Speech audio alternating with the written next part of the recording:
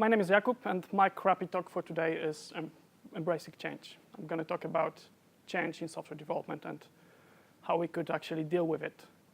It's pretty basic concepts, but I hope you'll learn something as well. So probably all know this feeling, fresh project, clean plate. We're going to do this right this time. We learned so much on the last project. This time that's going to work. All the testing in place, great design, everything's going to be fine. And then for some reason, we end up with this again.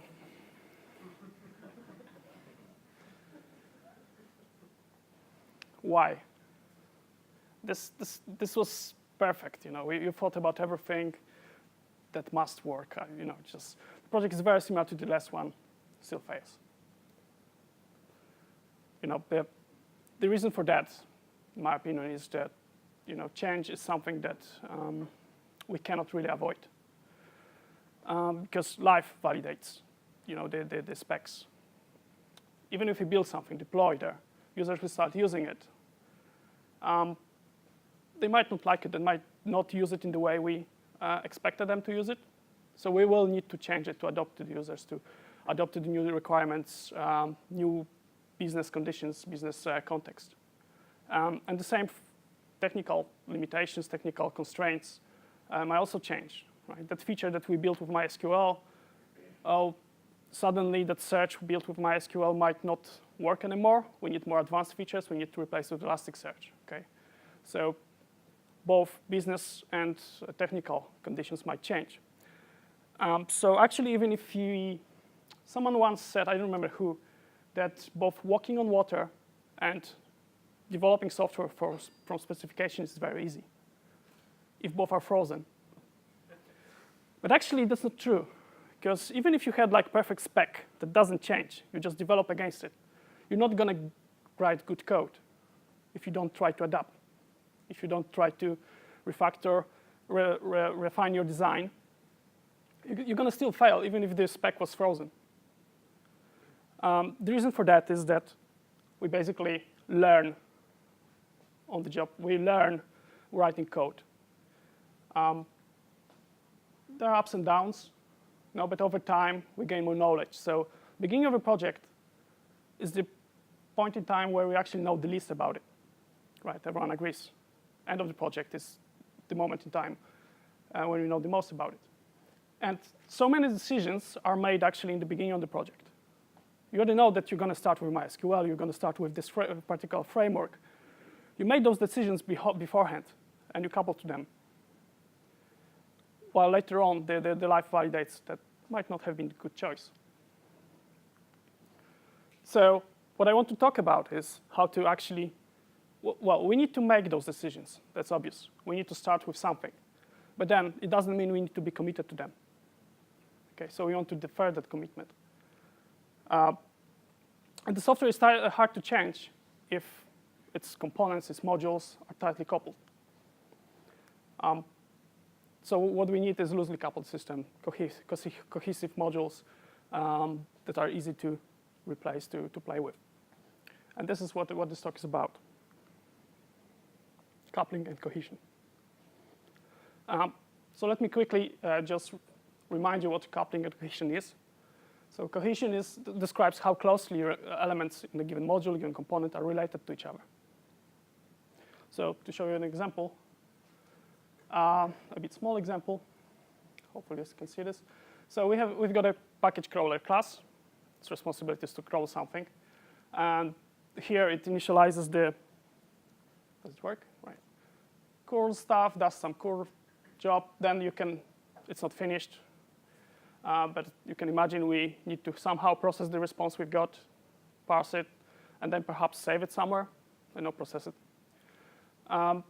So this is not a cohesive method, even, right? That all these concepts can be applied on multiple levels, can be applied on methods, on classes, on modules, components. Software is quite recursive. This thing is not cohesive because basically it has more than one reason to change. Cohesion is actually quite Another way of looking at cohesion is single responsibility principle, known from the solid principles, saying that a module should have a single reason to change. Or another way of looking at it is we should gather together things that change together and separate those that change for different reasons. And here we have some HTTP stuff, handling of HTTP connections. We've got some parsing of DOM elements, and perhaps some database or file system operations, right? So if you want to change HTTP to a file system, that's one reason for this module to change. If the structure of the document changes, that's another reason. Okay, we've got few more, few distinct responsibilities here, and therefore it's hard to follow, because it's hard to see in which context you are at the moment. You can imagine you might have more than a single class like that, all initializing curl, doing the processing, saving, stuff like that, right? So you've got that logic quite duplicated. Those modules are independent, but they have some implicit dependency that some practices, some techniques are shared between them. And that's where coupling comes in. Modules are coupled if changing one of them requires changing others, or at least one other one. It's not that we can avoid coupling. We cannot have totally decoupled system, because it wouldn't do much. We need some degree of coupling. The trick is that we need our modules to be loosely coupled. Okay, so like you see on the right side. Sorry. We need modules that are quite independent from each other, and they talk to each other through clearly defined interfaces, protocols that can be easily replaced. Okay, on the right side you can see those very cluttered modules that, they share lots of knowledge about each other. It's hard to touch one of them and 5 other ones breaks. On the right side, you can take each one of those modules and replace it with another one. Coupling exists basically whenever you use a type of another in another type, right? So if you have a property, in this scroller has a property of a browser.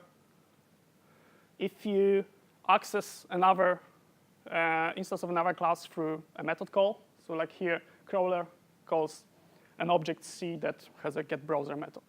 We still couple to the browser because we access it through someplace. If we pass it through method here, we also couple. If we return it or create it ourselves and return it, that's also coupling to that class. And obviously, when we extend or implement an interface, we also couple to that class or interface. So pretty much every time we add a new use statement, we are coupled to that namespace. So if you want to increase the cohesion of the previous example, we might use another class to give it the responsibility of making that HTTP connection. So in this case, I use Buzz Browser. That's a nice lightweight library it's like Guzzle, but much, much simpler. Inject it into the constructor, and then I can use it in here. Okay, so the cohesion is better, but now I'm coupled to some third-party library. So I have the cohesion has increased, but coupling as well. So I get something like this. And the problem with this is that I probably have more than, it's not that bad if I only have a single crawler, okay? That's still maintainable. But I've probably got a few of them and probably use that browsers in some other places, okay? And if I need to replace the Buzz browser for whatever reason, I need to mess with all these classes that used it, okay? I might want to replace it because it actually happened to me. I needed to replace it with Guzzle because basically when the project started, Guzzle didn't exist or was in the very early stage. And when it was about to finish, Guzzle was actually quite a powerful tool with all that caching stuff and all those plugins. It was a better choice. And the same might happen with frameworks. or tools like Doctrine. Okay, this is an example of a controller, but it might be a service, doesn't matter. It's just a class that has a dependency on the Doctrine. And if you count the dependencies here, we have a dependency on the Doctrine registry, on some Doctrine entity repository, obviously on the product, because we query products, some templating layer. Okay, quite a lot of dependencies. Imagine now you want to replace Doctrine with something that supports Elasticsearch, right? And that's not a single controller. You use the Doctrine's repository. Okay, that's quite messy. Doctrine infrastructure kind of leaks to your controllers and then to your model or services. So how to solve this problem? Very, very, very simple. Probably all familiar with the dependency inversion principle, another of the solid ones. And let me just show you step by step, reading each sentence of the principle, how we can improve the situation. So in our crawler, where we inject the bus browser directly and call it in the crawl method, well, the rule says that high-level modules should not depend on low-level modules. Our bus browser is a low-level module. It deals with HTTP. It's basically a technical detail. Okay, our package crawler doesn't really care if it's fetched via HTTP or it's loaded from a file system. It just needs to work with something that's able to load the content. And the rule explains both should depend on abstractions. Okay, so our package crawler doesn't care about the browser. It calls, let's say, it doesn't care about the bus browser. It cares about some kind of an abstraction to an HTTP client, let's say. Okay, and the rule says both should depend on abstractions. Well, obviously, the interface is our thing. We introduce it, so we can call it whatever we want, and we can design it whatever we want. We can call methods whatever we want, and give them arguments that suit us best, not suit the library that we used. And then obviously we inject that HTTP client instead of the browser. Okay, but then we need to implement this on the bus browser side. Bus is not our thing. We don't own it. We can't submit a pull request to the owner of the project and say, hey, could you implement our interface? Right? It's not going to work. But there's a solution for that. It's called adapter. So we can write a simple adapter that's going to adapt bus to our own interface. It's just a wrapper. It's going to call the browser. Okay? It's by coincidence, this interface is kind of matched. The method is the same. But I'll show you in a second that it might not be the case. The rule also says that abstractions should not depend on details. And we kind of made a mistake here, because this is actually still a technical detail. It evolved from browser being directly injected into the crawler. So it was natural for me to call it HTTP client. But from package crawler's perspective, it doesn't have to be the HTTP client. It might be a file system loader. It might be loaded from memory, database, whatever you want, we need. So this is actually not an HTTP client. That's a wrong conception. Might be some kind of a content provider. Not sure if it's a better name than HTTP client. You might still work on it. Right, so we have this interface. It's no longer called, it doesn't have a method called get, but fetch. Fetches the resource. It's obviously injected like before into the crawler, right? And we can use it.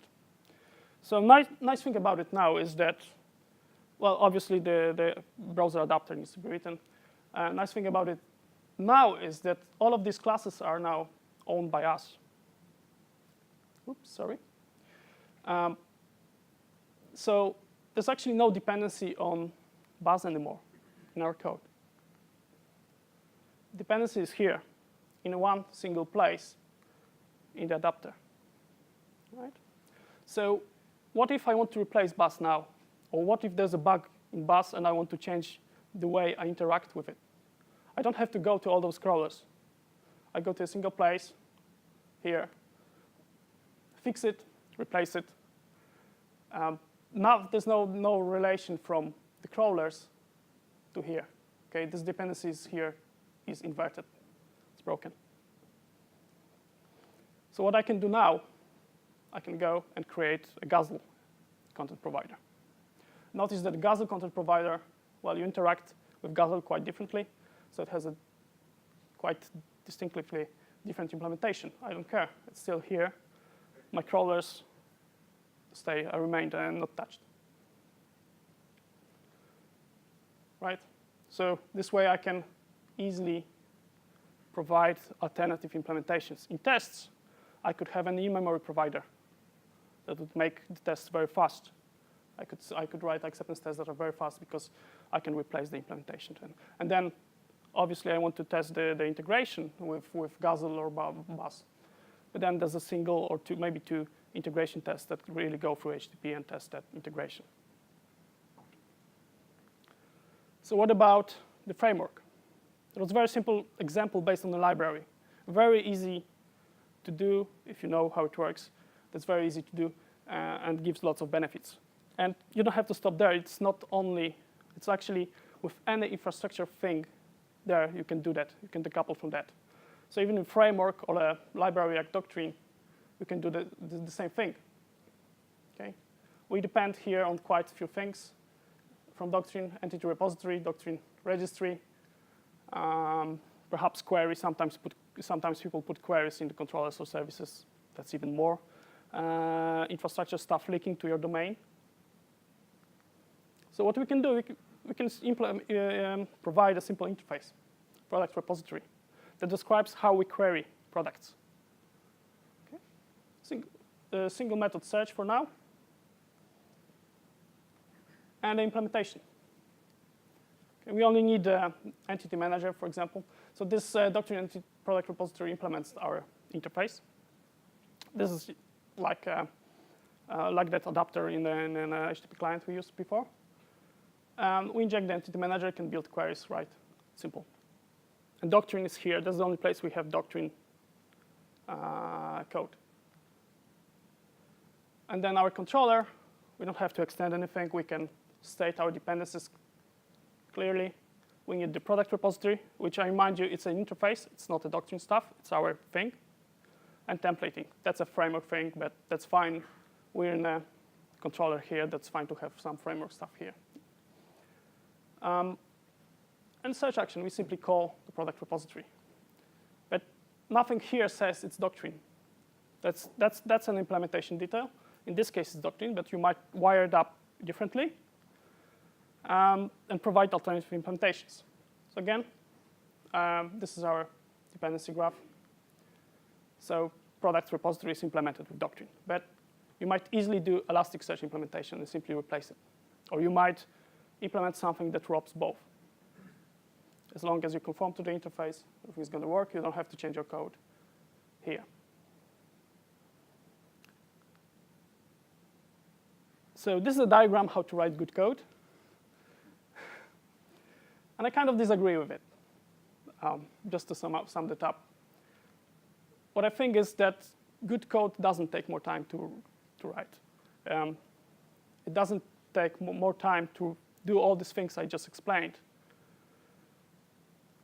as long as you know them already, as long as you learn. That's learning which takes time.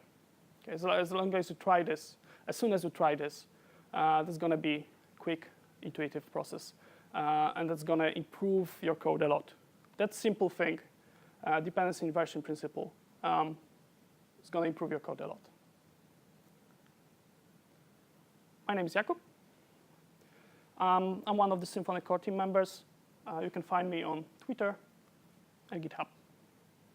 Thank you. Are there any questions?